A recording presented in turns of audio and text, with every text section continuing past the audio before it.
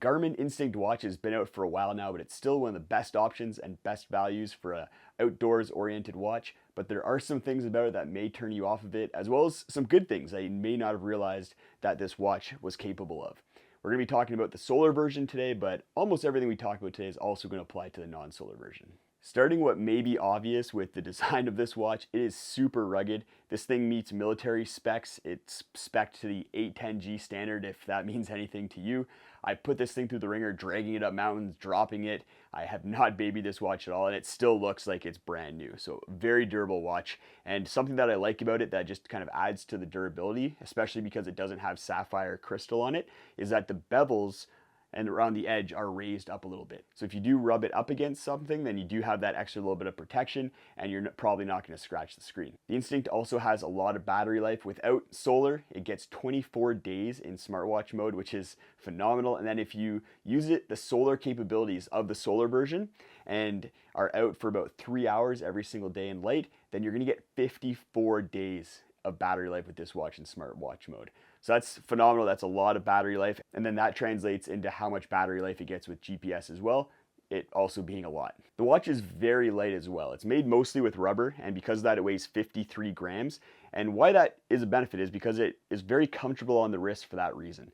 I wear the watch all day. I'm typing, I'm using a mouse, and I don't feel the watch on my wrist at all. Some heavier watches, especially smartwatches that are made more with metal materials, they just feel a little bit heavier, and you kind of know they're on your wrist. It's hard to forget that they're there. That's not the case with the Instinct. I forget it's there all the time.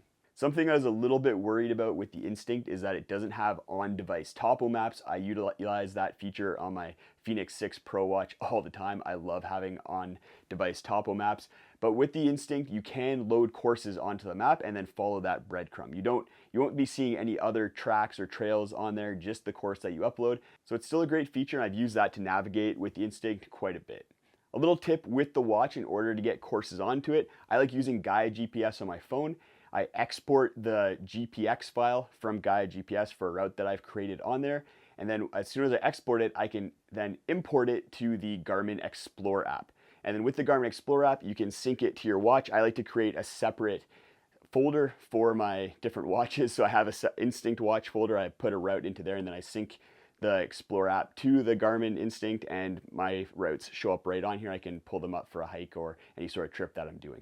The Instinct also has a lot of sensors. It has full ABC capabilities, so you have altitude, barometer, and compass, as well as 3 different satellite constellations for GPS. You have a GPS, Galileo, and GLONASS, so it does pretty well with GPS and tracking. I found that the accuracy on the Instinct is pretty good, especially for a watch. On the back side, you have all the sensors. You have heart rate monitor, and then on the solar version, you also have the blood oxygen monitor as well. And the heart rate monitor is very accurate. The only time you may lose it is if your heart rate is spiking or dropping very quickly, like if you're doing interval training. And with that, the watch has a lot of sport options on there. I use it for the gym, going for runs. You can also use it for mountain biking and swimming, whole bunch of different sports that you can use to track on the watch. And a really nice thing about the Instinct is that you can have 5 different fields for information pulled up while you're doing activities. So you can have your pace if you're running, the time of day, your heart rate, calories burned, elevation, whole bunch of different features. And it's awesome having 5 different items that you can just take a really quick look at when you're doing an activity. The final good thing about the Instinct before we get into what's bad about it is the price. For the solar version, it costs $400, but if you're okay with dropping a couple features, then you can get the non-solar version often on sale for $200 or less. So very good deals for both the solar version and the non-solar version at this point in time. I'll post links to both the watches in the video description so you guys can go check that out if you're interested in picking them up. Moving on to what's bad about the watch. First of all, is the design. So it is chunky. For some people, you're gonna love the rugged look of it and how chunky the watch is. It kind of has that retro Casio feel to it. But for other people, it makes it so you may not be able to wear it in a more professional environment. So I probably wouldn't wear this watch with a suit. You may, but if I was going into a work environment, an office, then I probably wouldn't be able to use the Instinct in that kind of scenario. As well, the watch doesn't have all the features that some people may want. I don't think it has backcountry skiing as an activity on it. Runners will be missing some of the running specific features that more running focused watches would have, like VO2 max, as well as some other training data.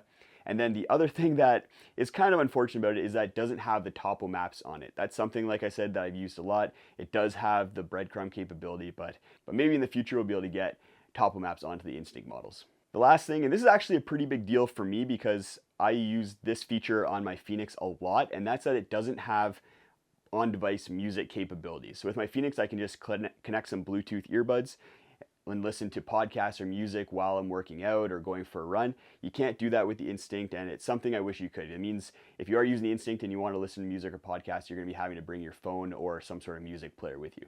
Get the Garmin Instinct if you want a watch that has cutting-edge smartwatch technology, a rugged design, and a price tag that's relatively easy to swallow. But is this watch as good as the Garmin Fenix watch, the other Garmin outdoors-oriented watch? For that information, go check out a video post right up in the corner there where I compare both of those watches to see which one stands out.